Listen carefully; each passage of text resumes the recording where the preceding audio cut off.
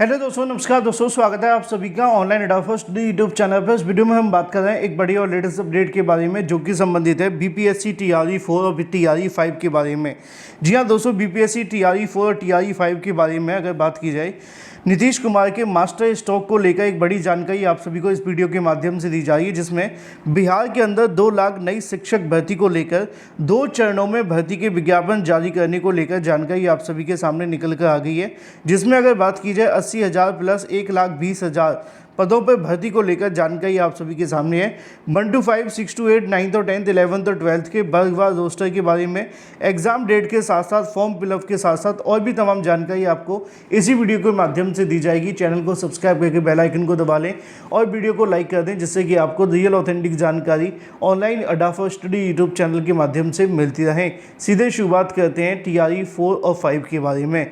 दोस्तों, टीआरई 4 और 5 को लेकर कोई भी नई बड़ी अपडेट सामने निकल कर आती है तो मैं आप सभी को सबसे पहले दे देता हूं, और मेरी कोशिश होती है कि आप सभी के लिए मैक्सिमम से मैक्सिमम जानकारी लेकर के आया जाए।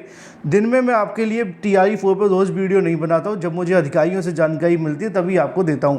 अब इसको लेकर एक बड़ी जानकारी आप सभी के सामने निकल कर आ गई, और ये जानकारी है टीआरई 4 और 5 के बारे में। आप कहेंगे सर अभी तो टीआरई 4 की बात चल रही है, टीआरई 5 कहाँ से निकल करके आ गया?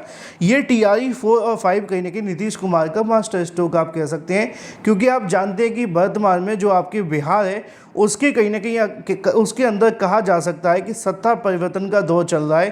किसकी सत्ता बनेगी, किसकी नौकरी लगेगी, कौन सीएम बनेगा, क्या होगा, ये बहुत कुछ बदलाव आप सभी के बिहार में होने जा रहे हैं। क्योंकि हाल ही में आप सभी ने देखा था कि जब नीतीश कुमार के माध्यम से गठबंधन की सरकार की गई थी, तो जो दूसरी कहीं ना कहीं गठबंधन की सरकार के साथ में गठबंधन हुआ था, जहाँ पर तेजस्वी यादव की तरफ से कहीं ना कहीं अपना योगदान कहा जाता है, उनका दावा ये था कि इतनी जो भर्तियाँ की हैं वो हमने की हैं।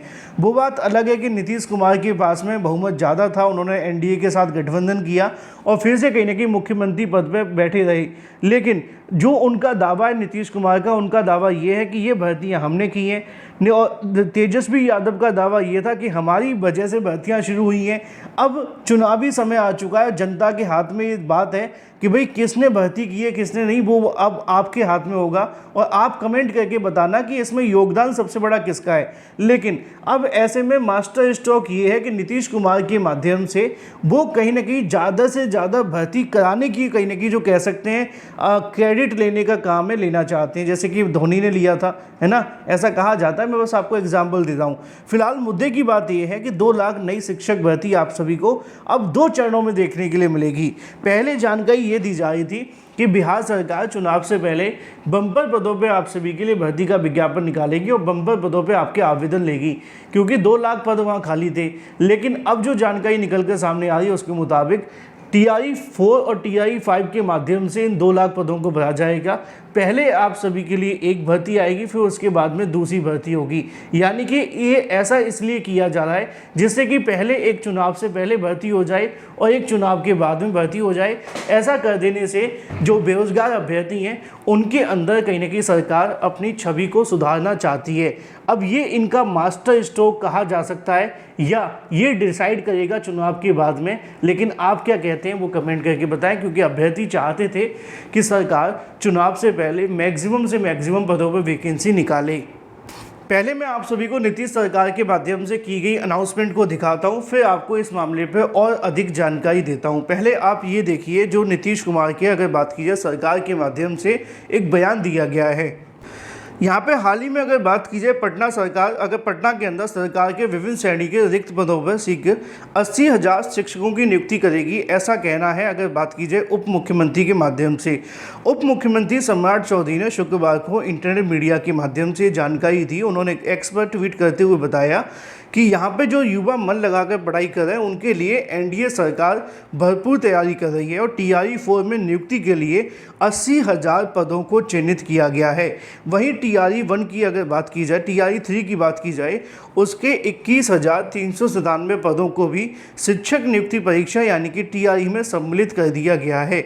अब एक बात तो यहाँ कंफर्म हो जाती है कि जब इतनी बड़ी संख्या के अंदर पद हमारे पास खाली हैं और हम अगर सिर्फ 80,000 पद ही निकालना चाहते हैं तो उसके पीछे की वजह क्या है? उसके पीछे की वजह इतनी सी है कि सरकार चाहती है कि मैक्सिमम से मैक्सिमम वैकेंसी दिखाई जाए, लेकिन वो एक बार में न करते हुए 2 बार में की जाए।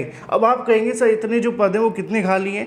मैंने आपको इसको लेकर बताया भी था जब मैंने अधिकारियों से इसके बारे में बात की थी और जानने का प्रयास किया था कि टोटल कितने पद खाली हैं। इसके संबंध में जो अधिकारियों ने मुझे जानकारी दी थी वो क्या थी, मैं आपको बताता हूँ। जब मैंने अधिकारियों से वार्ता की थी तब भी मैंने आप सभी को इसके बारे में जानकारी दी थी कि अगर बात की जाए बिहार के अंदर तकरीबन इतने टीचर्स के पद खाली पड़े हुए हैं जिसमें TRE 4 और TRE 5 की परीक्षा आयोजित की जा सकती है। अगर बात की जाए एक आंकड़े के मुताबिक बिहार के अंदर 1,90,000 शिक्षकों की जो पद हैं वो खाली हैं।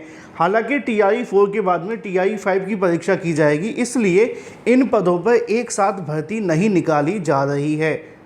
और यहाँ पर भी उप मुख्यमंत्री के माध्यम से दी गई जानकारी के मुताबिक अब आप सभी की जो पहली TRE 3 की वैकेंसी देखने के लिए मिलेगी वो आप सभी के लिए सिर्फ 80,000 पदों पर जारी होगी, यानी कि आपको अभी 80,000 पद ही मिलने जा रहे हैं। बाकी के जो 1,20,000 के समथिंग पद रहेंगे उसको TRE 5 के माध्यम से, ठीक है, उसको TRE 5 के माध्यम से भरा जाएगा और ये सरकार ने कन्फर्म कर लिया है। अब यहाँ पर एक सवाल आपके मन में आ सकता है कि ऐसा कर देने से क्या बेनिफिट मिलेगा? देखो, ऐसा कर देने से उन अभ्यर्थियों को बेनिफिट मिलेगा जो अभी जैसे कि एस्टेट परीक्षा पास नहीं कर पाए हैं या जो BTC DLED कर रहे हैं, है ना, उनका DLED और BEd अभी कंप्लीट हुआ नहीं है लेकिन इस साल के लास्ट में आते आते कंप्लीट हो जाएगा, तो उनको बेनिफिट मिलेगा। उनको बेनिफिट इसलिए मिल जाएगा कि यहाँ पर उन अभ्यर्थियों के लिए एक नई वैकेंसी आ जाएगी। तो जो नए अभ्यर्थी होंगे उनको जो अपीयरिंग में मौका नहीं मिलेगा ना, तो कम से कम उनके लिए नई भर्ती का विज्ञापन जारी हो जाएगा। अब यहाँ पे 2 चीज़ें आपके पास हो सकती हैं, या तो आप सहमत होंगे या इसके विरोध में होंगे, लेकिन जो सरकार सोचेगी वो मैंने आपको बता दिया है। रही बात 1 to 5 और 6 to 8 9th और 10th की 11th और 12th की रोस्टर के बारे में, बहुत सारे अभ्यर्थी जानना चाह रहे थे कितनी सीटें हो सकती हैं। तो जो मुझे जानकारी मोटी मोटी निकल कर के आई है, 1 to 5 के अंदर तकरीबन 15,000 के समथिंग पद हैं। 6 to 8 की बात की जाए तो उसमें लगभग आपके लिए 16,000 के आसपास पद देखने के लिए मिलेंगे। इसके अलावा जो ज़्यादातर पद आप सभी के रहने वाले हैं वो आपके 9th और 10th में होंगे। 9th और 10th में इस बार जो वैकेंसी वो लगभग 25,000 या 26,000 के समथिंग रहेगी। बाकी की वैकेंसी आपके 11th और 12th में जाएगी, यानी कि मान के चलिए कि 15 से 20,000 के समथिंग पद 1 to 5 और 6 to 8 में होंगे। बाकी के जो पद हैं वो आधे आधे आप सभी के लिए निकल कर आएंगे क्योंकि इसमें पद ज़्यादा खाली हैं। लेकिन ये बात सच है कि सभी में पद रहेंगे। रही बात विज्ञापन को लेकर कब तक जारी होगा, मैंने आपको समय समय पर जानकारियाँ दी हैं कि फरवरी लास्ट में BPSC को इसके अध्याचन भेज दिए जाएंगे और सप्ताह के अंदर उनकी तरफ से विज्ञापन जारी कर दिया जाएगा। यानी कि मान के चलें कि फरवरी लास्ट या मार्च के स्टार्टिंग में विज्ञापन आ जाएगा। रही बात आप सभी की एग्ज़ाम की डेट के बारे में, तो वो संभावित तौर पर अप्रैल लास्ट में है, जिसको लेकर मैंने आपको समय समय पर जानकारी दे रखी है। अगर आपके मन में कोई भी सवाल है कमेंट करके पूछ सकते हैं। Thank you for watching this video.